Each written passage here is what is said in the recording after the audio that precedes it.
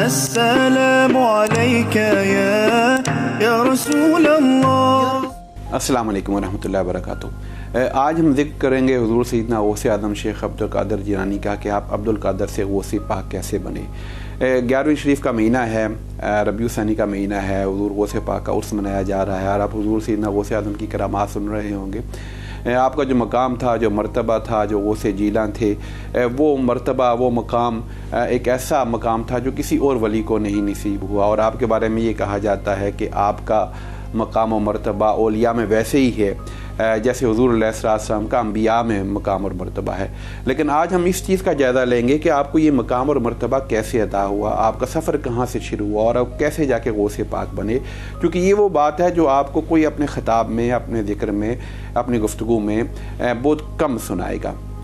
تو حضور سیدنا غوث اعظم شیخ عبد القادر جیلانی کی پیدائش کے بارے میں یہ بات مشہور ہے، تمام ان کے تذکرے جہاں جس کتاب میں آپ کو ملیں گے وہاں یہ آپ کو ذکر ملے گا کہ آپ مادر ذات ولی تھے، یعنی کہ آپ پیدائشی ولی تھے۔ آپ جب پیدا ہوئے، دو روایتیں ہیں، ایک روایت یہ ہے کہ آپ یکم رمضان کو پیدا ہوئے، لیکن زیادہ جو روایات ہیں جو اہل قادریہ یا سلسلہ قادریہ کے ہاں مشہور یہی ہے کہ آپ کی پیدائش 11 ربیع الثانی کو ہی ہوئی۔ تو 11 ربیع الثانی کو آپ کی پیدائش ہوئی اور پہلا جو رمضان آیا اس وقت آپ کی عمر 5 ماہ تھی، اور اس وقت جب رمضان آیا تو آپ کا معمول یہ تھا کہ آپ روزے کے اوقات میں، یعنی کہ آپ انتہائی سحر سے لے کے افطار تک دودھ نہیں پیتے تھے، ماں کا دودھ نہیں پیتے تھے، اور یہ آپ کی کرامت تھی، اور آپ روزے کے اوقات کا احترام کیا کرتے تھے، یعنی کہ بچپن سے ہی روزے رکھتے تھے جب آپ کی عمر 5 ماہ تھی۔ اور کہتے ہیں کہ جب 29 روزے پورے ہو گئے تو جیلان کے لوگوں نے، کیونکہ شام کو بادل تھے، چاند نظر نہیں آیا، تو لوگوں نے صبح فجر کے وقت جا کے چیک کیا کہ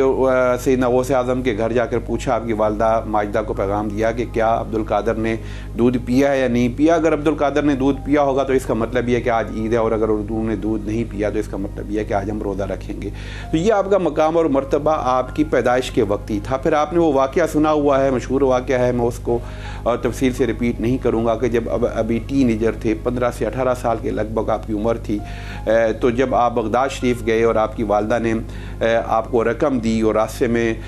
چوروں نے اور ڈاکوں نے حملہ کیا قافلے کے اوپر، تو آپ نے سچ بولا، اور جب اس قافلے کے سردار نے آپ کو سے پوچھا، چوروں کے سردار نے، کہ تم نے کیوں سچ بولا، یہ بتایا کہ میرے پاس اتنے دینار ہیں، اگر تم چاہتے تو خاموش رہتے، جھوٹ بول دیتے، تو آپ نے اس وقت کہا کہ نہیں، میری والدہ نے مجھے یہ کہا کہ کبھی بھی سچ کا دامن تم نے ہاتھ سے نہیں جانے دینا، لہذا میں اپنی والدہ کی نافرمانی نہیں کر سکتا تھا۔ تو آپ کا یہ جملہ اور آپ کے اس جملے میں جو آپ کی تاثیر تھی،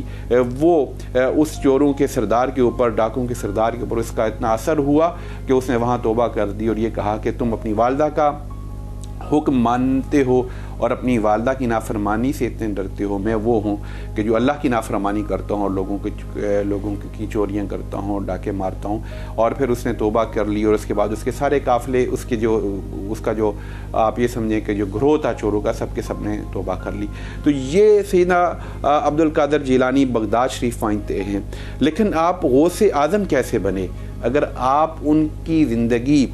کے جو واقعات پڑھیں، ان کی زندگی کے اوپر، سوانحے کے اوپر جو بھی کتابیں لکھی گئی ہیں آپ پڑھیں، تو آپ کو ہر کتاب میں یہ ذکر ملے گا، اور علماء اس کا سرسری ذکر کر دیتے ہیں کہ سیدنا غوث اعظم نے 40 سال تک عشاء کے وضو سے فجر کی نماز پڑھی، اور سیدنا غوث اعظم نے 25 سال تک ریاضات کی۔ تو وہ غوث پاک، وہ عبد القادر جیلانی جن کی والدہ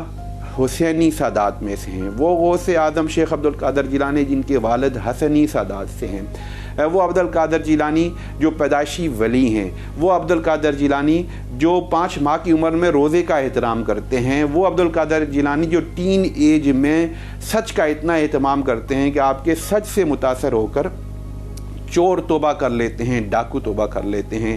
جب وہ بغداد جاتے ہیں، اپنی تعلیم کا آغاز کرتے ہیں اور پھر مجاہدات کا آغاز کرتے ہیں، تو آپ 25 سال تک جنگلوں میں نکل جاتے ہیں، 25 سال تک بیابانوں میں نکل جاتے ہیں، 25 سال تک مجاہدہ کرتے ہیں، 25 سال تک ریاضتیں کرتے ہیں، 25 سال تک آپ دنیا سے دور جا کر اپنے نفس کا محاسبہ کرتے ہیں، اور آپ نے جو واقعات بیان کی اپنے بغداد کے قیام کے یا جنگل میں جو آپ کا سفر ہوتا تھا، جو ریاضتیں ہوتی تھیں اس دوران، تو انسان کے رونگٹے کھڑے ہو جاتے ہیں۔ آپ فرماتے ہیں کہ جب میں 25 سال ریاضتیں کر رہا تھا، جنگل میں جاتا تھا تو کئی دن گزر جاتے، مجھے کھانے کو کچھ نہ ملتا، میں پتے کھاتا، سبزیوں پتے کھا کر میرا جسم جو ہے وہ سبز رنگ کا ہو گیا، میرا پورے کا پورا جسم میں سبزی کا اتنا اثر ہو گیا کہ چونکہ میرے پاس کوئی اور چیز نہیں ہوتی تھی جنگلوں میں پتے کھانے کے علاوہ۔ اور آپ پھر اپنے زمانے طالب علمی کے ہی واقعات بتاتے ہیں کہ میرے اوپر 20 دنوں تک جو ہے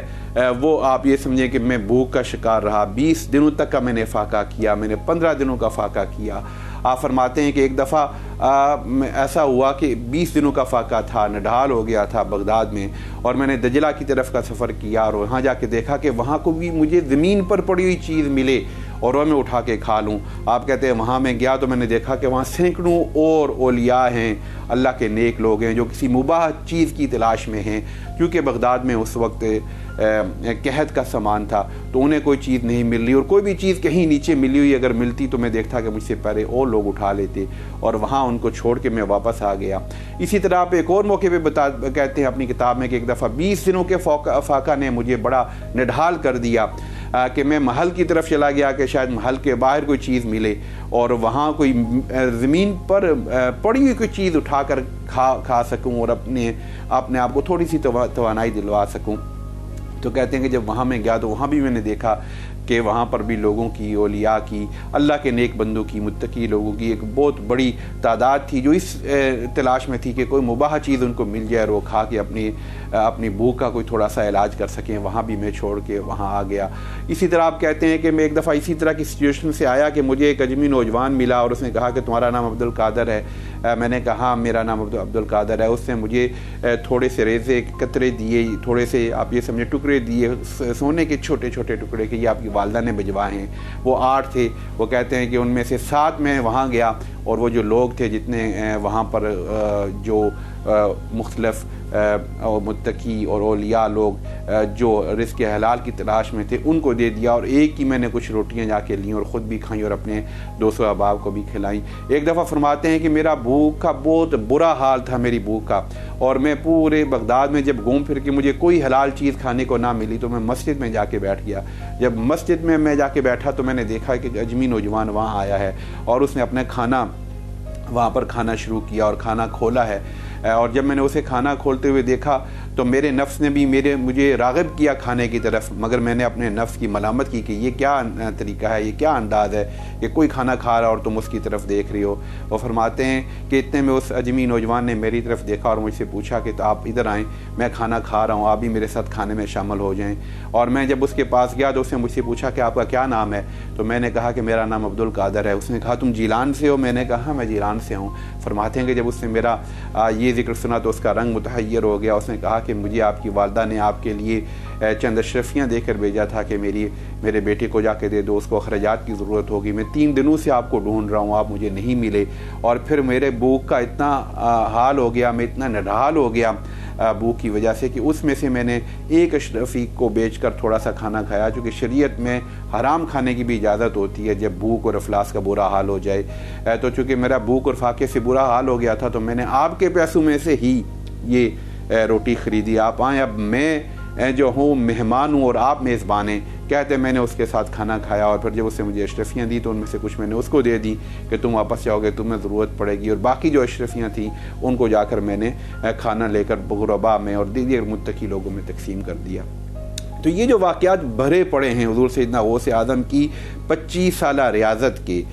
آپ نے جب واعظ شروع کی، آپ نے تبلیغ شروع کی، آپ نے تعلیم شروع کی، جب آپ نے بغداد میں لوگوں تک دین کا پیغام پہنچانا شروع کیا تو اس سے پہلے آپ نے 25 سال تک ریاضات کے ذریعے یہ تمام مراحل طے کیے کہ جب یہ ریاضات کے مراحل طے کر کے آپ جا رہے تھے دوبارہ بغداد کی طرف تو وہ مشہور واقعہ ہے جس میں آپ کو ایک بڑھیا ملی جو کمزور تھی، آپ نے اس کو پکڑا، وہ کھڑی ہو گئی، آپ نے پوچھا آپ کون ہو؟ تو اس نے کہا جی کہ میں آپ کے نانا کا دین ہوں، میں کمزور ہو گیا تھا اور آپ کی جیسے میں زندہ ہوں گا، اور یہیں سے آپ کا لقب محی الدین پڑا۔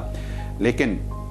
اس غوث اعظم کے مقام تک پہنچنے کے لیے دعوت و ارشاد کے منصب کو سنبھالنے سے پہلے آپ نے 25 سال تک ریاضات کی، 25 سال تک مجاہدے کیے، 25 سال تک آپ نے فاقے برداشت کیے، کیونکہ یہی راستہ ہے، اسی راستے سے چل کے ہی کوئی غوث بنتا ہے، کوئی کتب بنتا ہے، کوئی ابدال بنتا ہے، کوئی اللہ کا ولی بنتا ہے۔ لیکن آج ہمارے واعظین، علماء، ہمارے سلسلہ قادریہ کے بھائی اور جو آج کل گدے نشین ہیں، وہ آپ کو یہ واقعات نہیں بتائیں گے۔ وہ ساری کرامات حضور غوث پاک کی تو آپ کو سنائیں گے، مگر یہ نہیں بتائیں گے کہ حضور سیدنا غوث اعظم عبد القادر سے غوث اعظم کے مقام تک کن مراحل سے گزر کے پہنچے۔ حالانکہ آپ خود مادرزاد ولی تھے، آپ پیدائشی ولی تھے، آپ حسنی اور حسینی سادات تھے۔ آپ دیکھیے کہ آج سے ہزاروں سال پہلے اس وقت پیدا ہوئے تھے کہ جب حالات اور وہاں دین کے عمل، دین کا تعلق، دین کے ساتھ محبت، دین اور تقوی کا اہتمام آج سے 1000 گنا زیادہ تھا۔ تو اس وقت پیدا ہونے والے حسنی اور حسینی عبد القادر کو جو مادرزاد ولی ہے، اس کو بھی 25 سال کی ریاضتوں سے گزرنا پڑتا ہے، مجاہدوں سے گزرنا پڑتا ہے، پھر جا کے وہ غوث اعظم یا غوث کی مسند پہ بیٹھتا ہے۔ تو آج جس کو دیکھیں وہ پیدائشی ولی ہے، آپ جس کو دیکھیں وہ پیدائشی غوث ہے، جس کو دیکھیں وہ غوث زماں ہے، جس کو دیکھیں اس کے بارے میں عجیبی القابات آپ کو نظر آتے ہیں۔ نہ کسی نے مجاہدہ کیا، نہ کسی نے فاقے برداشت کیے، نہ کسی نے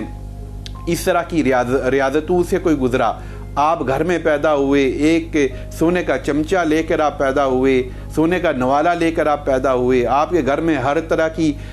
آپ یہ سمجھیں کہ سہولتیں میسر ہیں۔ باہر نکلتے ہیں تو مریدوں کی لائنیں لگی ہوتی ہیں، بچے ہوتے ہیں 5 سال کے بچے، 10 سال کے بچے، 12 سال کے بچے، اور مرید ان کے سامنے ہاتھ باندھ کے کھڑے ہوتے ہیں، ان کے ہاتھ چوم رہے ہوتے ہیں، ان کے پاؤں چوم رہے ہوتے ہیں، ان کے پاؤں میں آپ یہ سمجھیں کہ ریشم بچھا رہے ہوتے ہیں۔ اور ایسے ماحول میں جو بچہ پیدا ہوگا، ایسے ماحول میں جو بڑھے گا، ایسے ماحول میں جو بچہ جوان ہوگا،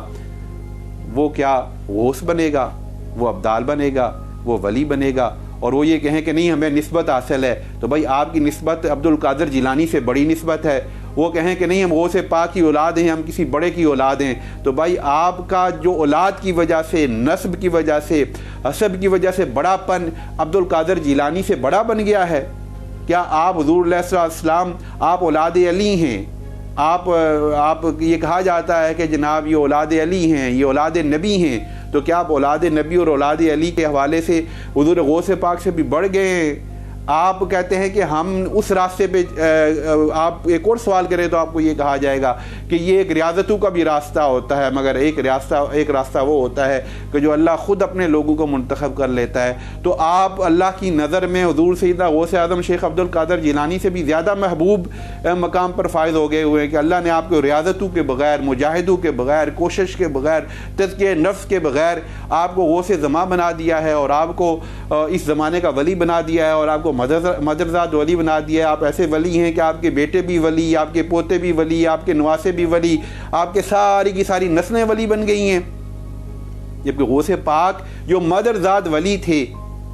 انہوں نے 25 سال مجاہدے کیے، اللہ نے ان کو 25 سال تک مجاہدوں سے اور ریاضتوں سے گزارا، اور آپ بغیر کسی مجاہدے اور ریاضت سے اتنے بڑے مقام پر پہنچ گئے ہیں۔ تو یہ سارا ڈھونگ اور یہ سارے کا سارا تصوف کے نام کے اوپر جو ایک فریب لوگوں کے ساتھ اور لوگوں کی جہالت کے ساتھ کھیلا جا رہا ہے، لوگوں کی عقیدت کے ساتھ کھیلا جا رہا ہے، اور لوگوں کو دین سے اور دین کے اثر تصور سے اور ولایت کے اثر تصور سے دور کیا جا رہا ہے۔ تو لہٰذا یہ اس لیے میں نے آپ کے سامنے غوث پاک کے وہ 25 سال کا ذکر بار بار کیا کہ ریاضتوں کے بغیر، مجاہدے کے بغیر، علم پر محنت کے بغیر، تقوی پر محنت کے بغیر، شب بیداریوں کے بغیر،